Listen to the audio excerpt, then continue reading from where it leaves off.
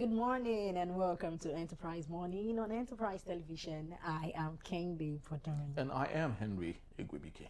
Right, it's the start of a new day and we are so glad to have you on the show today. We'll kick off with today's newspaper review before diving into the main conversation of the day. Trust me, you don't want to miss a moment with us. You can join the conversation by dropping your comments, liking, and following us on all our social media platforms at Enterprise TV 7. So joining us to share the matters at hand is Barrister Evans Ufeli. He is a barrister and a public affairs analyst. You're welcome, sir.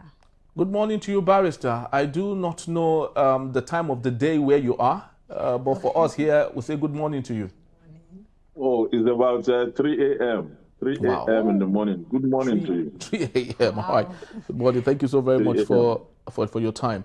And so, Barrister, I'd love us to start with the Guardian newspaper for today, just to let you in on things happening for us here in Nigeria. Yeah. Soludo has won. Finally, you know, we've discussed this countless time here, and now we have it. The Soludo triumphs in Anambra as ADC observers decry vote buying. And with the figures we have here, 422,000 for Soludo, APC 99,000, and the PDP 37,000. Yeah. Okay, beneath that, we have Trump's comment threatens national unity and NSCIA demands retraction. And also we have Bakoba, how Nigeria can improve Naira value hedge volatility. We have Anambra. Serap both party urge INEC to prosecute vote buyers.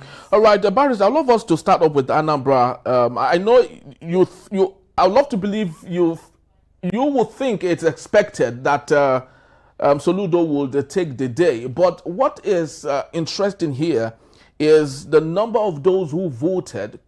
We have a total of about 600,000 out of 2,700,000 of Anambra people that collected their PVC card. So do you think democracy has been served to Anambra people?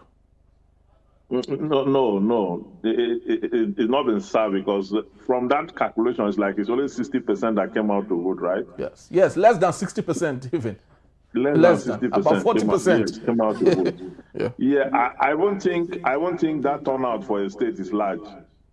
Look at the general election. The last general election in 2023 was 26% that came out nationwide. Okay, so there's voter apathy, no doubt, because of the way Nigeria has been governed. Governors are not performing, many of them, including Soludo. Soludo himself is not a performer. We've seen that. And he said it himself clearly. I wonder why you guys are surprised. He said it himself that I was going to buy votes now. You remember 2 weeks back? Yes. He introduced the Kalo election that if you vote for him, those regions will get some amount of money. Yeah.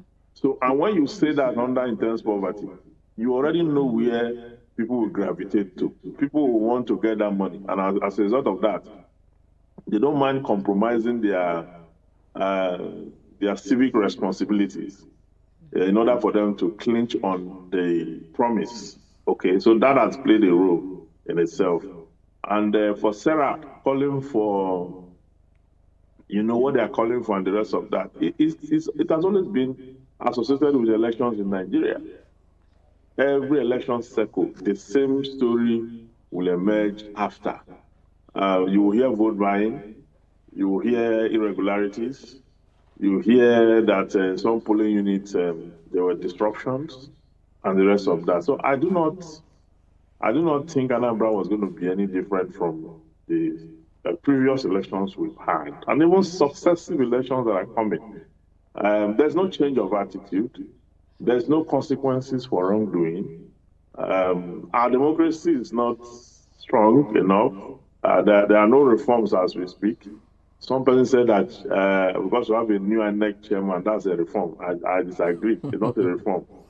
We're not a reform. I mean, someone just finished his tenure. Another person now came in. That's not a reform.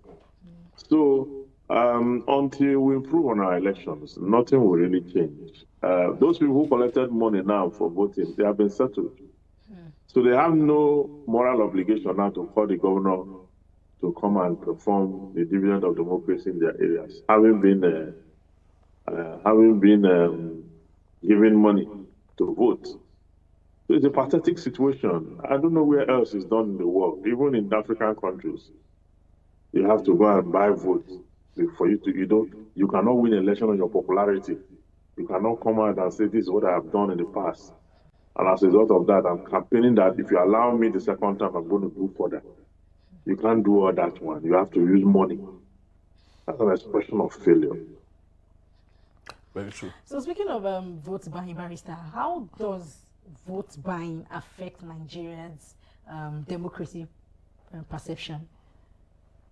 It affects now because your civic responsibility, allegiance, and mandate is supposed to be given on the basis of trust, not on the basis of purchase power. Okay?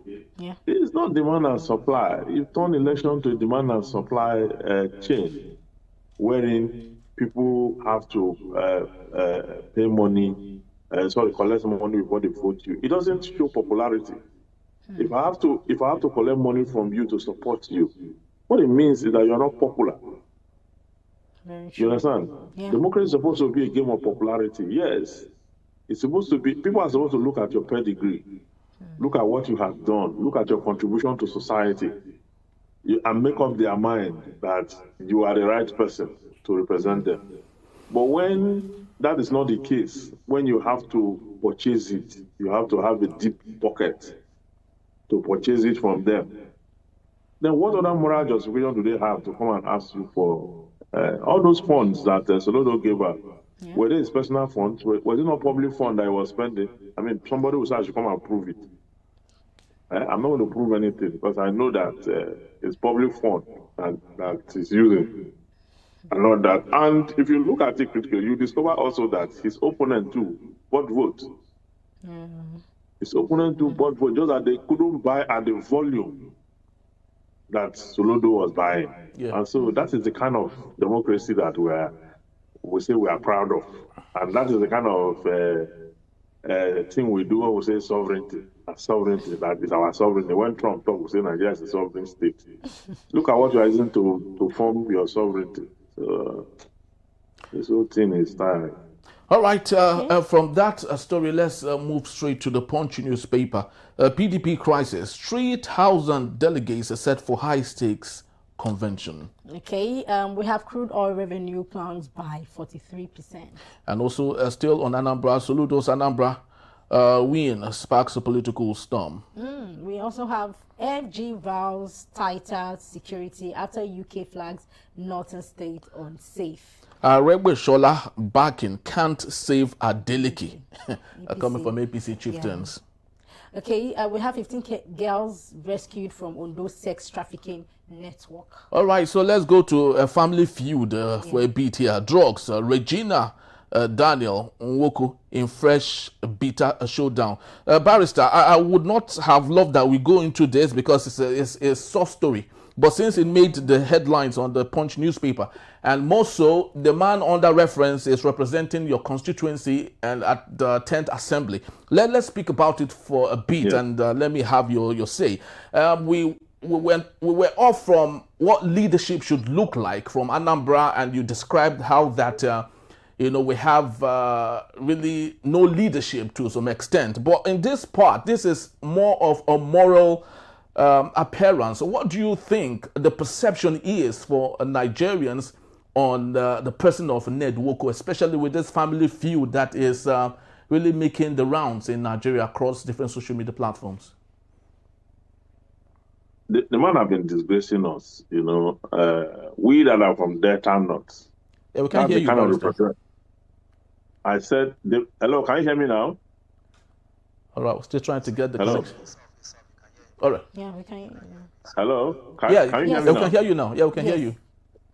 Well, I said the man has been disgracing us. I mean, we from the Niger Delta, what do you call it now? Delta North area of Delta State. It's a big shame. I can't even face this man. I can't even face the situation. It's a very debilitating situation. This is a man that Nigerians don't even know his true background. You know, people just say he's rich, he's rich, he's rich. From a very poor home, was assisted by relatives and all that, went to school in England, came out, and now parading himself all over the place. See, the issue is the girl have said that the man, used to give her drugs or allow her to take drugs so that she can be wild for him and the rest of that. And right now, the girl is now addicted to that substance that the man that the man introduced to her. And then the man turned around and want to have her rehabilitated in the same light. What you love, the bearer is now overburdened with it, can't do without it. And now you're not talking about rehabilitation. And you're saying, you send that to rehab. They don't send people to rehab. They bundle people to rehab. You bundle. Nobody that is addicted to drugs that will walk into a rehab center and say, I'm addicted, I want to. They will use that time to take more drugs. People are bundled there. That's what they ought to have done to save them from whatever it is they've engulfed with. That's aside. The second part of it is that let the one as a lawmaker. Though when he married this girl, he wasn't a lawmaker, but that is not necessary. He married her at 17. He married her at 17. According to the Child Rights Act, anyone who marries anybody that's below the age of 18, is guilty of an offense called rape. Does it apply to Muslims? Because he is a Muslim. It applies to everybody. The Child Rights Act is domesticated in Delta State. The Child Rights Act is domesticated in Delta State. So whether Muslim or not, it applies. It is not the religion or the religious injunction that governs the conduct of citizens in the country. It is the law, the Constitution, the Child Rights Act, and other subsidiary legislations. So for once, it is actionable. One can pick up that case from there. It's actionable. That as a lawmaker, you shouldn't even be found around any child. He married a child. Okay? He married a child. So that's an offense itself. But the law will not enforce itself until somebody takes it off. Okay? So that is the situation. And to say that as old as he is, he's unable to curtail that family issue within the family, bringing out to the public and then pouring more fuel on it. The young girl too and the brother are being stupid people. Brother went to next house to fight. You can imagine if you're having you and your husband is having problem, then your brother will go there to fight. Then you will now you will approve of that conduct. To what end? To fight who? To get what? At whose expense? So young people, very young people, God should give very young people wisdom. From both sides, I see fault from all sides of this whole matter. From the illegal marriage to the conduct of the girls' brothers to the very overwhelming failure of the senator himself, because he has lost touch with the fact that he is representing 9 local government areas. 9 local government areas. And these 9 local government areas is bigger than the whole of Bayelsa State. It's representing them, and this is what is giving us civil society, you know. So I find it very disturbing, to say the least. But do you think this issue? Yes. Do you think this issue is big enough for the constituency to ask for a recall? Does it? Do you think it makes sense? Yes. It's gross misconduct. Gross misconduct. It's sufficient for us to call for a recall on the basis of that marriage in the first place. Like married her when she was 17, it's an offense. That itself is sufficient for a recall. Talk more of the crisis at hand and the way he's mismanaging the whole thing. It calls for serious concern. There's a group already that have instituted a notice for recall. Okay, after I did a video on countermeasures, when I talk about the fact that it should be recalled, there's a group that have filed a notice before the National Assembly right now, and they're gathering signatures as we speak. Okay? So I think it should be recalled, even though I know the recall process in Nigeria is very tedious. Most times it fails at the instance of the applicants. But how be it that it have a propensity to always fail does not mean people should not make that application to have him recalled. All right. Okay, I would really love us to bring this story down to moral influence, right? So, Barrister, how does public exposure of celebrities or of a celebrity disputes affect societal values? It does, because celebrities are influential people. A lot of people look up to them. Yeah. I have seen people crying online because of Regina Daniels. People that don't have any blood relationship with her. But these are people that have come to love her and have come to identify with her, okay? So whatever affects her seems to affect them. You understand? So that is why corporate entities and organizations use celebrities for adverts. The reason they do that is because of their large following. Whatever they use, their followers are likely to use it. Yes. I said this before, that I use this Puma wallet that I bought in the US. This Puma, just because of the video. Because the video is the brand ambassador of Puma. That's just why. There's no other reason I should be using Puma. Okay, because I'm a very strong fan of the video. So I use Puma. It just that emotional attachment. Okay, a lot of people will get worried about this girl. Some people will go without food because of her. She doesn't even know them. You understand? And some people will stop at nothing to fight, curse anybody that is against her. You see that happen, okay? That like the very dark man, for example, if you say some things about him online, that whole day you may not come out from it because of the bully that will come after from the Rattle movement gangs and all that. So that is how it is. Influence are high. People sniff influence and they are high on it. And so that is society we are talking about. So it affects society in ways that you may not even imagine. She has huge following from her adventure from Nollywood, to where she is today. And there are people who say it's a lie that she's not taking any drugs before now. It was when she admitted it, I think 2 days ago, that I do drugs fine, and so that was when people even came to that realization, that which was also, a very weak way to address the issue. Having denied it halfway, you admit it halfway. So because she's not also using lawyers, she just set up ring light and start to talk. And most of those things she's saying, a lawyer will listen and will cringe. Yeah, why are you saying this one? You understand? She's too young for what is going on.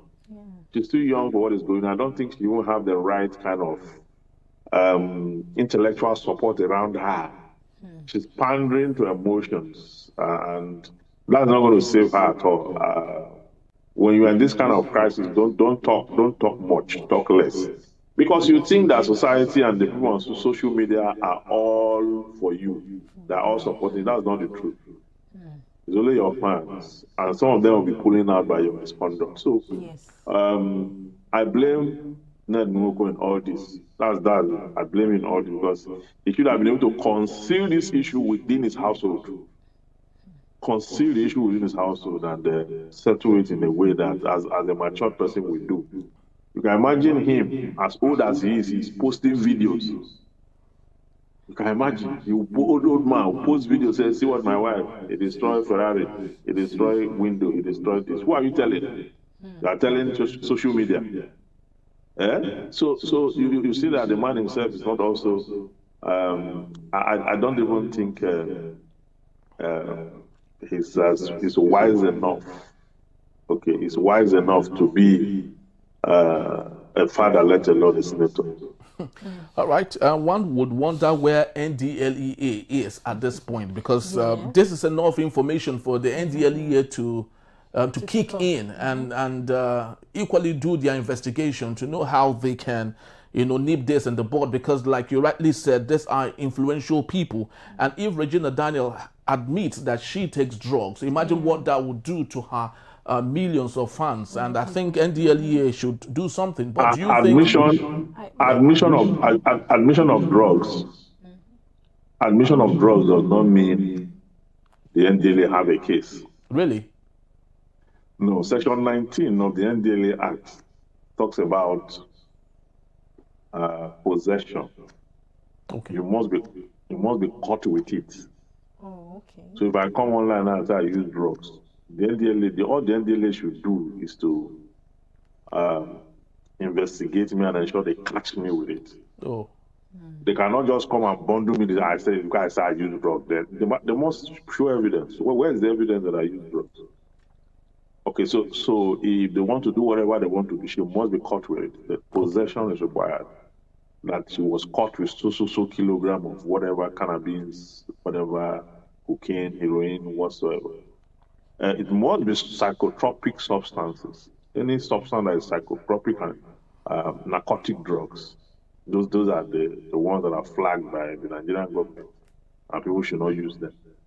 All right, Barrister, just before we run out of on this particular segment, let's just do one more story on the Daily Trust newspaper. A genocide claim. Federal government silent on Amopiton's legal brief. We are not aware, and that's from the Senate. Of course, the latest that we have is many years ago, Amopiton, who is current INEC chairman, had written something on the genocide issue and had claimed that really the genocide is on Christians by the Muslims. And right now he is in a pivotal place in our nation, and all of that is being recalled back. Do you think we should hold him for something he has said in the past and judge him by that? Do you think it makes sense?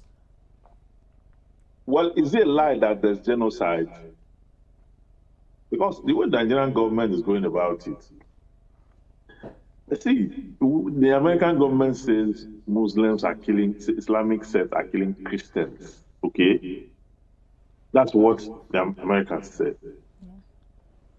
Now, whether they are killing Christians or the Christians are killing Muslims or whoever is killing, as long as there's killing, it's genocide.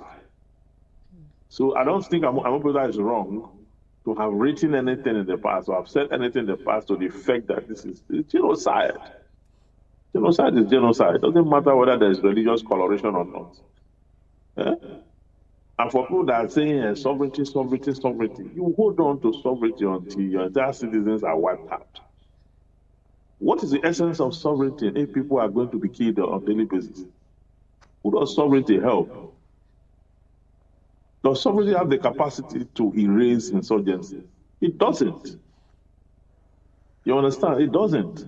So it is in the interest of the government to go and ensure that it deals with the issue under reference. That for it to keep living in denial, yes, you go and deal with the issue. There's no point living in denial all through the process. That is what is required.